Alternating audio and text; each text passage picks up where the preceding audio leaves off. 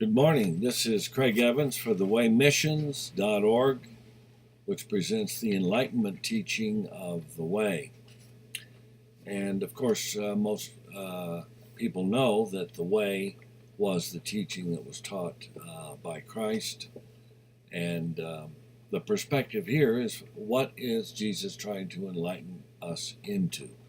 Not just give us lessons or various teachings that we take on the surface. As I mentioned last time, the Way was an organized teaching before Jesus was even born. It is the teaching of the remnant of the Zadokite priesthood, whom we call today the Essene. So today we're going to talk about something unusual, which is forgiveness of future transgressions. So obviously we're going to deal with forgiveness, but it's going to be a little different than maybe you've heard it discussed before. So let us begin with the fundamental enlightenment principle that Jesus gives us, and that is the principle of how, or essentially he says, be like God, be ye like God. But how do you be like God? That's really kind of hard to wrap your head around. So what is being like God? And it deals with his nature and his will. So in terms of forgiveness, we know he has forgiven in the past. We know that from Scripture. We may have a sense of that relative to ourselves. So he is the God of past as we perceive past, present, and future. And the point to be made here is it's also his will to forgive. It's his nature and his will, so focus on that for just a moment. But there's one more thing. It isn't just his nature and his will, it is that he himself is forgiveness. He is faith. He is love. He is compassion. It's not just something he does, it's who he is. So naturally, we're thinking, how do you be like God on that level? Well, you work at it. You do what the disciples did. They followed after Jesus. All right? And that's what we do. You don't have to be a born-again Christian or a dedicated Catholic layman or anyone to understand that you follow after the basic teachings of Jesus. In other words, you don't have to be religious. I don't consider myself a particularly religious person. Yet if most people were talking to me, they would probably think I am very religious. And Jesus, in turn, followed after God, to be like God. And of course, many believe not only he was the Son of God, but he was God himself. That deals with doctrine a little more closely. That's primarily in the book of John. And I don't dismiss that concept at all, but I'll leave that for another time. So we know that Jesus, as an intercessor, can also forgive past, present, and future. So can the Father. And Jesus also said, as a companion to this, as it turns out, it wasn't said at the same time, but he says, but with all things God are possible. That's in Matthew 19:26, and is alluded to in different other scriptures throughout the four Gospels and elsewhere. So all things are possible also as past, present, and future. So here's where forgiveness comes in. Let's get to it. Have you ever had a hard time forgiving something in your past? And then it forms a root and a groove, and boy, it just, no matter what, it doesn't seem like all you do is struggle in your flesh with it. Okay, that's the first sign is you're trying too hard. Step back, get in the Spirit, let the Spirit work through you with that forgiveness. Let the Spirit work through you. Let the Spirit manifest.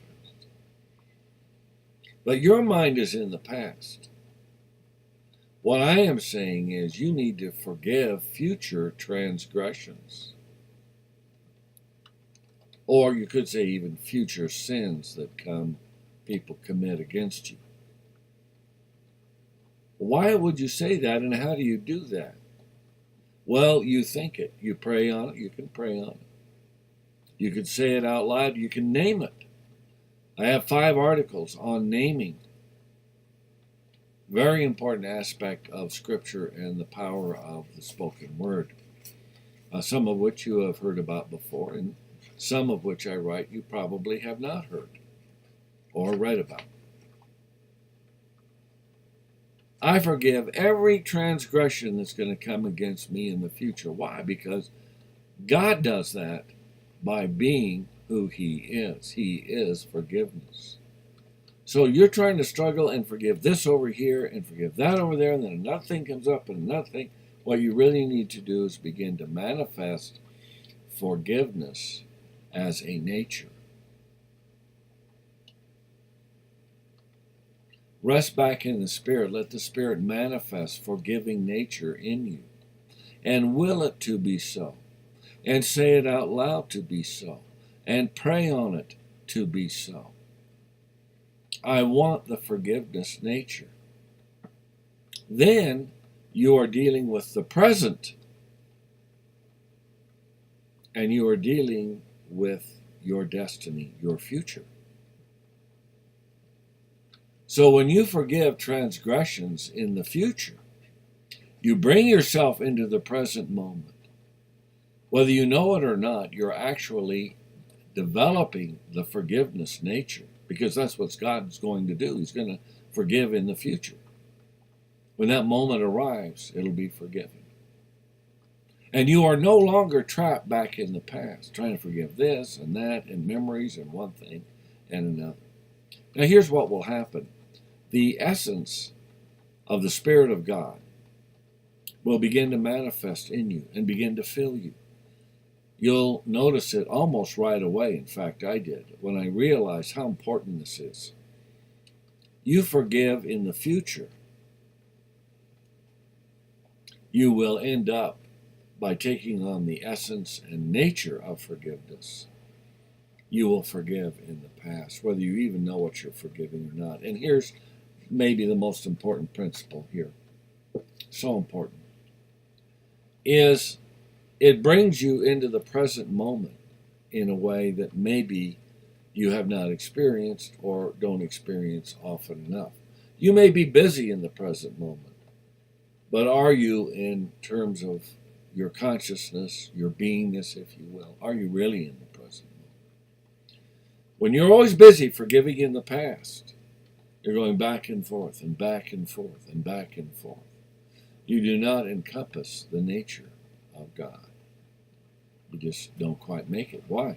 Because you have not forgiven transgressions in the future. When you forgive transgressions in the future, you'll find that you're in the present moment and you're facing in the right direction, which is forward. Looking forward, not looking backward. So that basically is the Enlightenment teaching for this speaking or presentation.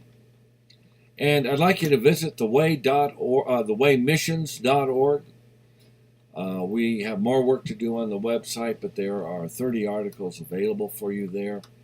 You can find out the roots of the teaching of the way under the way, early history. There's an article there about parables. What is the parable understanding? What's the point of that? There's many different articles. The Who Is series is so good.